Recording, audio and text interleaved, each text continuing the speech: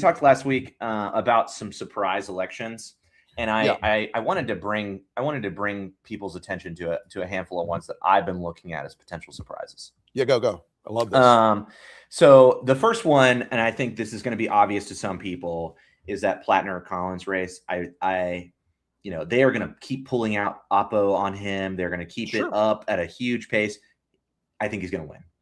I think he's going to listen. I don't think the argument from Collins, he was bad when he was a Marine and a young man, is going to work. Yeah. I watched Generation Kill. Marines are crass. Man, what a great book and what a great series. Yeah, it truly was. If you haven't watched it, go watch it. But the next one on my list here, I am feeling good about is Ohio, the Ohio Senate race. I think we have the elements that brought down Brown previously, I think are not present. This is a different environment. Well, he also completely shook up his campaign team. Yes, by the way, and I just want to say fuck you, Izzy.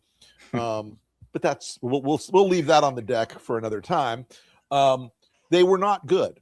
Right. Yeah. Their campaign team was smug the last time, and Brown is running a race that is progressive in its economic message to distressed Ohio voters, but vibes more culturally conservative. He is a progressive, but he's not a hair on fire. People, sees the means of production guy. Right. He's messaging, I think, very well in Ohio. And I think, I think Brown's going to do well. I think Acton's going to do well. I mean, Ramaswamy is just unlikable. No, he's not a likable candidate. He is not. He seems very. Sherrod Brown, Evelyn, is the U.S. Senate candidate. He's a returning player.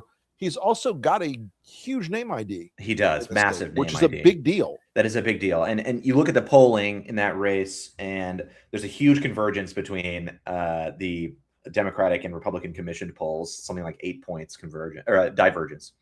So it's hard to say what the polling says about that race necessarily, but in 2024, this is a Trump +6 state.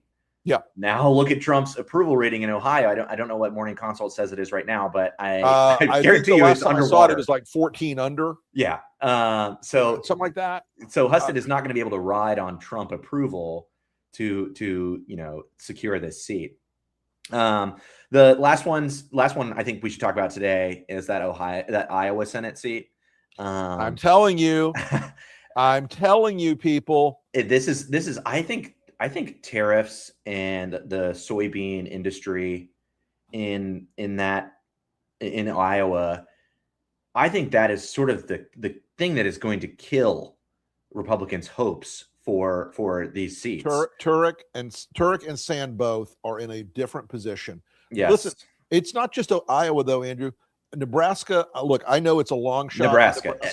It's not as long as people think. There's a 1 point difference in the polls right now in a solid R state. Like Nebraska is deep red, but the poll is a 1 point difference in that. But I mean, in Iowa, you've got a governor's race, a senator's race, and 3 congressional seats in play that should not be in play, folks. No. Somebody asked about Florida. Recent polling has both Vindman and Jolly ahead of Donalds. Vindman in the zone, inside the margin with Moody. Moody has one new poll out today, but it's from a really conservative economic group in Florida, showing her +7. I'll believe it when I see it. But Florida is a high hill. It is a tough race. I will tell you guys, of the candidates nationally that are breaking the rules of the old Democratic way, Tallarico, Sand, and Jolly are 3 to keep your eye on right now, because they are running races. They're all about affordability in the economy. They're all about ending the corruption that's hurting working class voters and middle class voters. And they're doing it with a smile on their face. Yeah. They're not running these mopey fucking campaigns. And they're not out there going, everything is bad. I'm Eeyore and it sucks. It'll suck more when I'm there, but it's going to suck anyway. No, they're like, we can change this, folks. We can change it. Yeah. We can do this. So, and Ossoff. I meant to say Ossoff. Yes. My bad. Well, I will not be surprised when Ossoff wins. I think Ossoff could mount a double-digit win. Yeah. I'm very confident.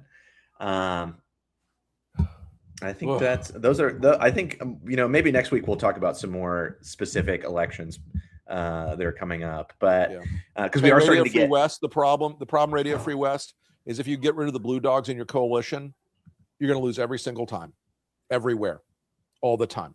Yep. You don't build a coalition by subtraction. You build a coalition by addition. It's called the base plus rule.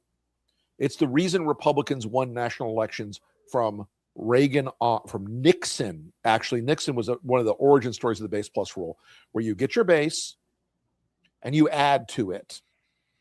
Yeah. If you subtract people from your base, I promise you will lose.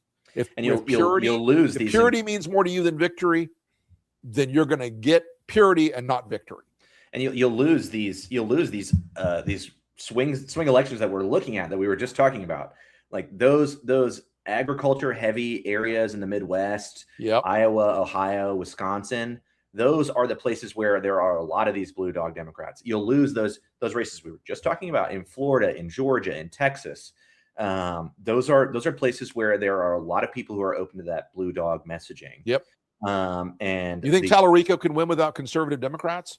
Sure can't. That ain't gonna happen. Nope. But he's making an appeal to conservative Democrats. He sure is. He's doing a great job at it. So he's killing it. He's crushing it. So